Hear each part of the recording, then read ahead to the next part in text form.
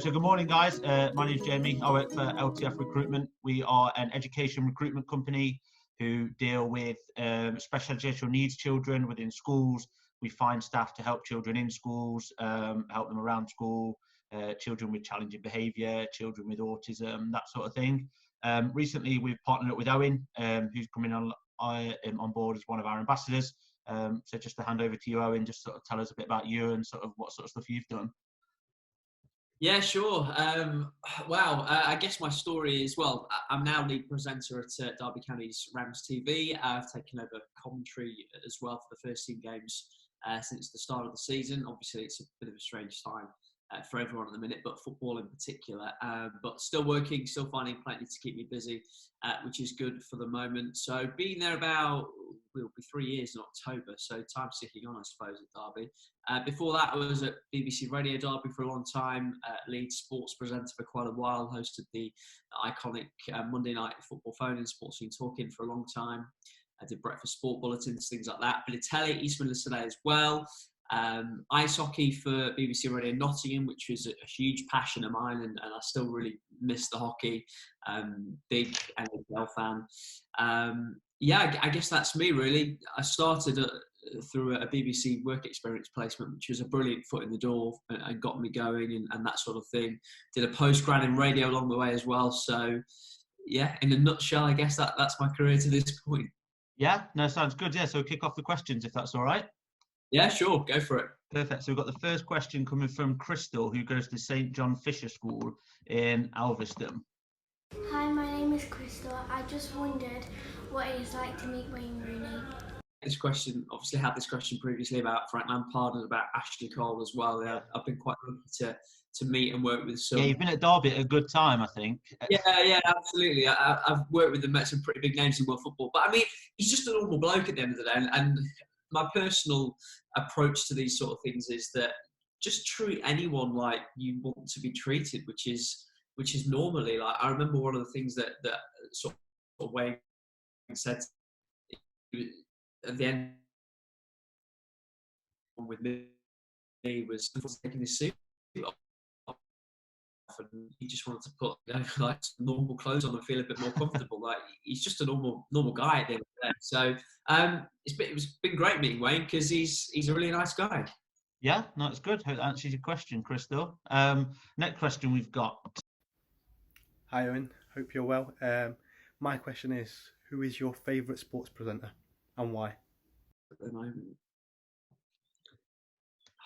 you see, it's very difficult for me to give one name. Maybe I'll talk about a few sort of my favourites. Yeah, go for it. And I might include commentators on here as well, because that's something that I think about quite a lot, especially now.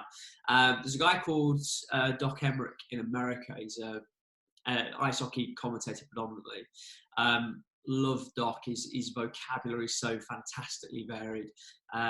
So he's a guy that I've always really admired. Who else do I like? I think someone like Gabby Logan in the UK.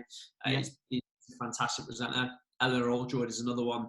Mark Pugac would probably be the guy. Certainly previous years, still now, although I hear him less. And probably the big one for me, and the guy that I'd most like to be sort of following his footsteps is Mark Chapman. I think Mark Chapman on 5 Live mainly, I think he's absolutely out of this world. Yeah, no, good. No, thank you for that. Next question. Hi, my name is Raymond and I'm from Norfolk Grammar School, and I was wondering, what advice would you give to a 14-year-old who's about to choose his GCSE options and is looking for a career in sports media? Roman, it's a question I get asked an awful lot, and to be honest, there isn't a route in my experience that everybody has. Everybody seems to come at it through a different way. So to talk to you about what I did history, geography, a couple of languages, neither of which I can speak any of at all now, and both Englishes. I think they were my options. And then at A-level I did history, geography and English and theatre studies, because theatre is one of my other passions. And I think at that sort of age, it is a lot about just following your passions. I then went to university and did politics at Leeds, international relations, but always with the mind of I wanted to go into sports journalism. And it wasn't until later that I did a master's. So I would say pick subjects that give you a broad, they cover a lot of areas. So you can be investigative, you can write, you can analyse, that sort of thing. Don't worry too much about, I need to do a journalism degree, I need to do a journalism course now. It doesn't matter too much. Maybe once you get a little bit older, maybe university, maybe postgrad, that is something to think about. Courses are much better now than they were even 10 years ago when I was sort of looking to come through. So I wouldn't be too obsessed now with what you need to do. Do something you're passionate about that will give you sort of a broad base of skills that won't just work in journalism and presenting and broadcasting, but will work in a lot of different areas. And then you can think about specialising a little bit later on. Yeah, no, cheers for that one. Next question. Hi Owen, it's Finley from Cherry Tree. I'm 9 years old. How long have you been working for Derby County? Finley, I've been there, it'll be 3 years in October. I remember it to the October because my first day at Derby County was the day after my 30th birthday party, Okay. which we planned for ages. I'm going off on the side this year, but the party had been planned for ages, and then the job kind of happened quite quickly, but they were desperate for me to start on that day because it was Derby County against Nottingham Forest, so I sort of didn't really have any choice. So I maybe didn't celebrate my 30th birthday party. And which Forest game was that? What was the score in that one? As emphatically not had to work. Sorry? Which Forest game was that? 2016. What would the score have been that one? That was the Mate Vidra goal after 24 seconds. Oh, of course, yeah. 2-0 win. That's the one. Yeah.